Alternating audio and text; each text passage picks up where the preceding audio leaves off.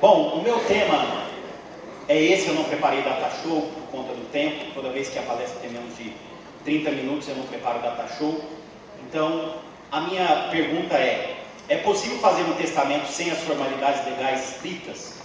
E toda vez que há um evento que começa com uma pergunta, eu já gosto de responder logo de imediato. Eu sou meio Caxias, porque a gente já resolve o problema e depois a gente se diverte um pouco. Então, a resposta é não. Não é possível fazer um testamento sem as formalidades legais estritas. E a razão desse tema, o Rodrigo me deu a chance de poder escolher o tema dessa vez, fiquei muito feliz e satisfeito. Eu acabei escolhendo esse tema por conta de um caso concreto que eu atuei esse ano com o professor Zeno Veloso, nosso mestre Yoda. Onde ele está? Professor Zeno. Não vi, cadê? Muita gente.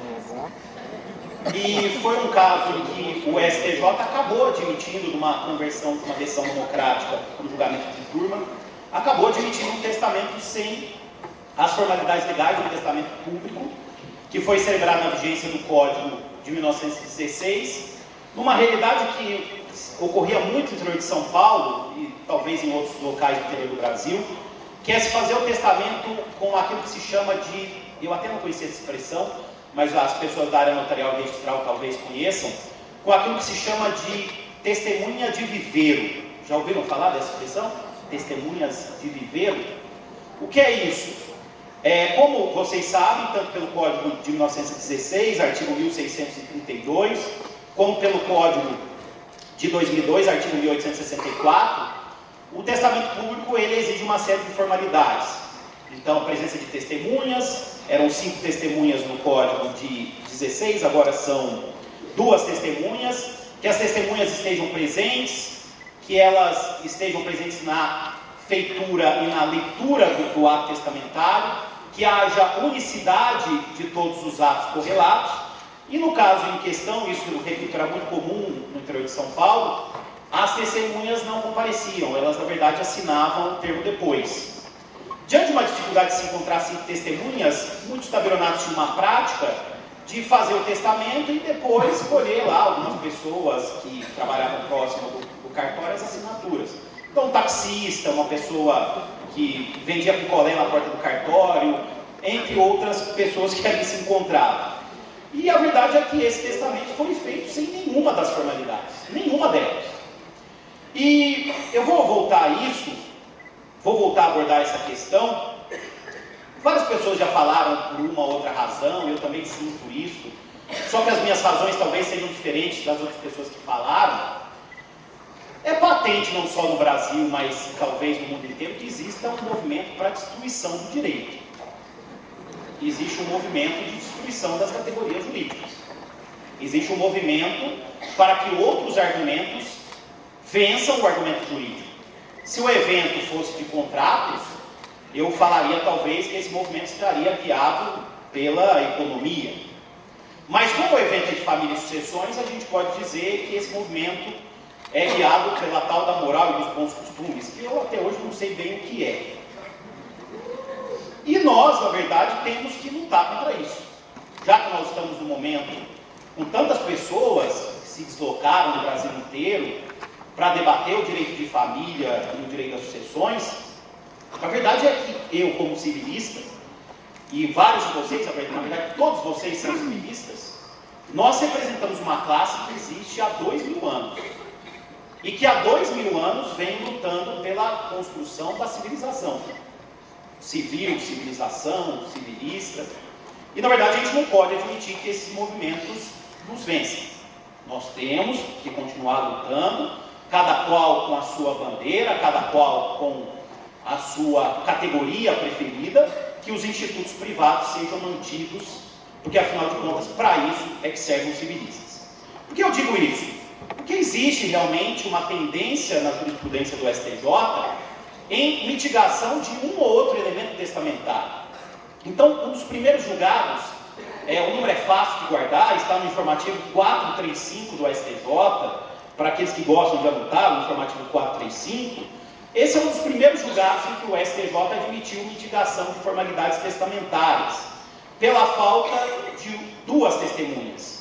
De toda maneira, como diz o acórdão, a vontade da pessoa que fez a expressão testamentária é uma vontade rígida, a pessoa era consciente, a pessoa tinha ciência do ato de que estava praticando, e o julgado diz que a questão de as 5 testemunhas não terem acompanhado integralmente a lavratura do testamento, mas algumas acompanharam, não vai gerar a invalidade desse ato. Então esse é um dos primeiros julgados do STJ do ano de 2010. Existem outros julgados até anteriores, mas esse foi um julgado muito comentado, que acabou mitigando as formalidades testamentárias. E é utilizado com frequência o princípio da conservação do negócio jurídico, que se espraia por todo o direito privado, se aplica também aos contratos, se aplica também para outras esferas do direito civil, e uma máxima romana, que é a máxima a favor testamente, que visa ao máximo preservar a autonomia privada daquele que faz o ato de última vontade. Afinal de contas, apesar de um aumento dos atos testamentários no Brasil nos últimos tempos, as pessoas raramente fazem testamento. Alguém aqui tem testamento próprio? Levanta a mão, por favor. Os cavaleiros do Apocalipse pessimistas. O senhor Zé, eu sei que tem, e eu sou beneficiário. O senhor Zé, até hoje não vi aqui. Saiu. Talvez o professor Zé não teria. O Mr. Testamentos, ele tem testamento. Mas eu sei que a professora Iselda tem. Muito bem. Então, para preservar a autonomia privada dessas pessoas que, com raridade, ainda fazem esses atos de última vontade, e cada um tem a sua razão para fazer, eu fiz porque eu sou um pessimista, sempre muito, é que os julgados procuram ao máximo preservar a autonomia privada. Há um outro julgado também interessante do STJ, da atual composição, que é um julgado da 4ª turma, o recurso especial 1.230.609, repetindo, o recurso especial 1.230.609, que acabou também admitindo a quebra de formalidades, e o julgado diz o seguinte: considerou inexistir qualquer mácula na entrega da minuta do testamento 2 dias antes de sua leitura e assinatura, mormente porque a autora da herança, após sua leitura, ratificou seu conteúdo, na presença das 5 testemunhas do tabelião. Esse era um caso em que a pessoa tinha uma idade avançada, era uma pessoa idosa, e aí vocês sabem bem que quando essa circunstância está presente, é comum, entrando no debate aqui do nosso tema central de vulnerabilidades, que os herdeiros acabem contestando essa disposição de última vontade. E foi o que aconteceu, e mais uma vez o STJ acabou confirmando a manifestação de última vontade, usando o princípio da conservação do negócio jurídico. O último julgado, talvez, que tratou dessa questão de mitigação das formalidades, também envolve questão de vulnerabilidade, uma pessoa com deficiência visual, e também houve um debate, os herdeiros acabaram contestando essa disposição de última vontade, e o julgado diz, atendidos os preços, esse é um julgado muito importante, ministra Nancy, que tem sempre se destacado nas questões de família e sucessões. Claro que uma hora ou outra a gente não concorda, mas também a gente tem que aprender a perder, muita gente não sabe perder. O recurso especial 1.677.931 de Minas Gerais, recurso especial 1.677.931 de Minas Gerais, acabou também mitigando as formalidades e concluindo, atendidos os pressupostos básicos da sucessão testamentária, capacidade do testador, o primeiro deles, atendimento aos limites do que pode dispor, proteção da legítima, segundo deles, e 3, lide uma declaração de vontade, a ausência de uma das formalidades exigidas por lei. Esse é um julgado importante porque aponta a falta de uma das formalidades previstas em lei, pode e deve ser comatada para a preservação da vontade do testador.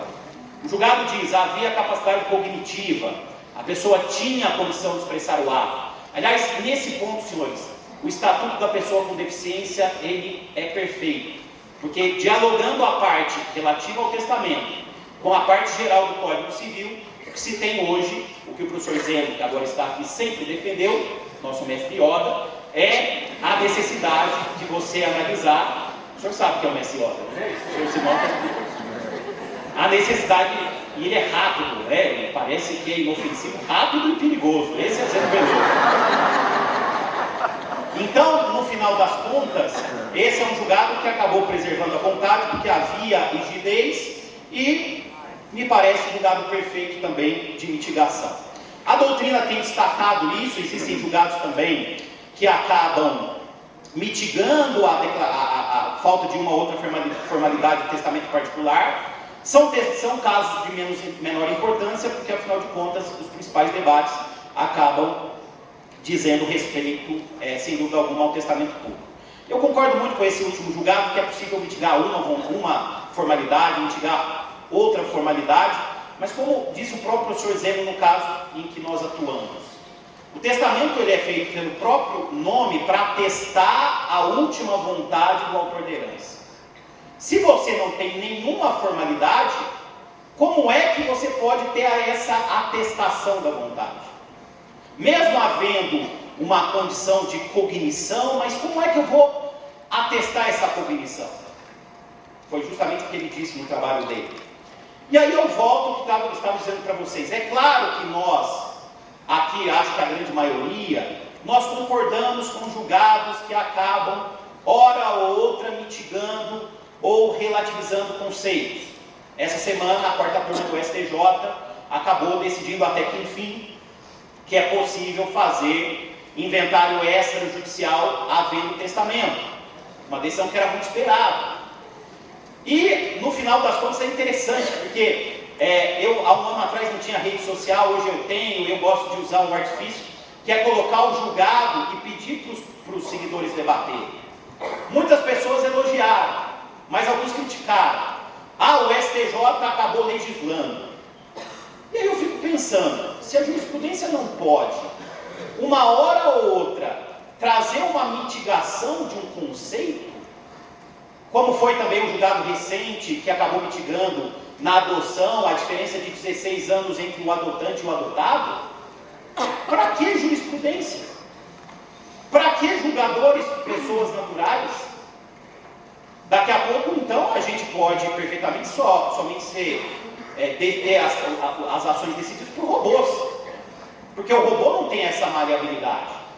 E o julgador, antes de qualquer coisa, é um ser humano, que deve ter a liberdade para essa mitigação em um outro caso. Agora, encerrando, afinal de contas, as luzes em breve vão se apagar. O que nós não podemos admitir é a destruição das categorias. Isso nós não podemos admitir. E é aquilo que eu falei agora há pouco. Existe um movimento de destruição das categorias jurídicas. Nós, aplicadores do direito, devemos estar atentos. Nós tivemos esse ano, por exemplo, a famigerada medida provisória da liberdade econômica, que se não fosse a atuação dos civilistas no Congresso Nacional, por frentes diversas e por escolas diversas, teria causado um grande estrago. Está na hora, efetivamente, dos civilistas saírem da caserna e passarem a efetivamente atuar no Congresso Nacional. E isso vale para todos vocês. Afinal de contas, os civilistas existem para quê? Eu gosto sempre de dizer que os civilistas, eu, por exemplo, sou um civilista, filho de Gisele Deronac e Maria Ana Diniz. Eu não tenho pai acadêmico, eu tenho duas mães acadêmicas. E, aliás, com elas eu aprendi muito.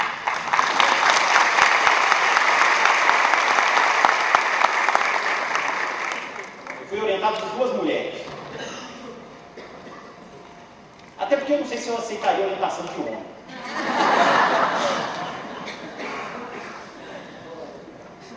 Eu sou neto de Washington Vaz Monteiro, Silvio Rodrigues, Rubens Simões de França. Aí é só homem. E aí eu vou até Roma. Um dia eu vou morrer e alguém vai me suceder. Nós vamos morrer, como o professor Zeno já disse, a gente já não é jovem guarda há muito tempo, tá gente de cabelo branco. E ainda fala que a gente é jovem. Muito obrigado. Então, senhores, nós não podemos permitir que isso aconteça. Encerrando, os civilistas existem para duas coisas. Primeiro, e mais importante, acima de qualquer coisa, resolver o problema das pessoas.